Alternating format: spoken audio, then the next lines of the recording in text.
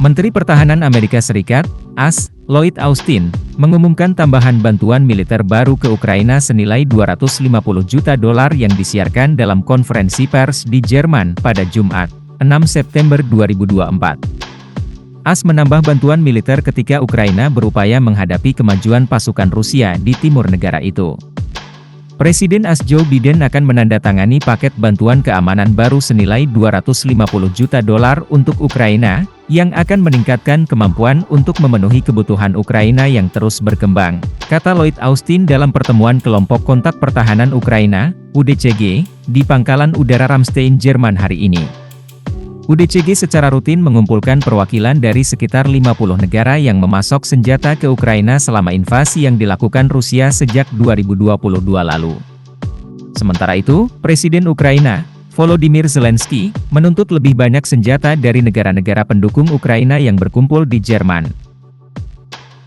Ia mengklaim senjata tersebut akan digunakan untuk mengusir pasukan Rusia di wilayah Ukraina.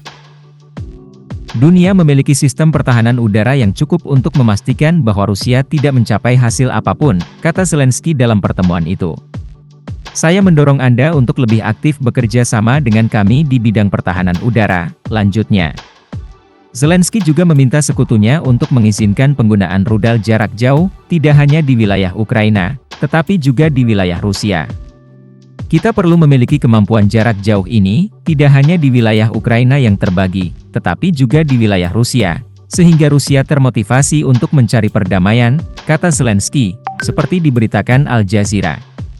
Kita perlu membuat kota-kota Rusia dan bahkan tentara Rusia berpikir tentang apa yang mereka butuhkan, perdamaian atau Presiden Rusia Vladimir Putin, tambahnya. Eropa kehabisan persediaan senjata. Saat Zelensky menuntut lebih banyak senjata dari negara-negara Barat, Komisaris Urusan Luar Negeri Uni Eropa, UE, Josep Borrell, menegaskan negara-negara UE telah kehabisan persediaan militer mereka karena pasokan ke Ukraina. Ia juga menekankan masalah mengizinkan Ukraina menggunakan senjata Barat, terutama senjata ofensif, untuk menargetkan wilayah dalam negeri Rusia, adalah keputusan masing-masing negara.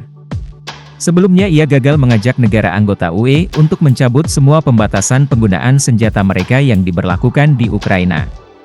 Pada 6 Agustus lalu, pasukan Ukraina melancarkan invasi ke Kursk, wilayah Rusia yang berbatasan dengan Sumy, Ukraina.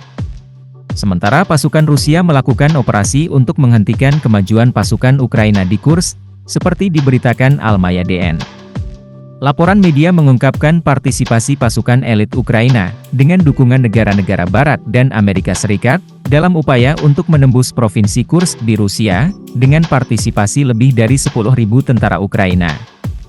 Sebelumnya, Presiden Rusia, Vladimir Putin, memulai invasinya di Ukraina pada 24 Februari 2022 lalu.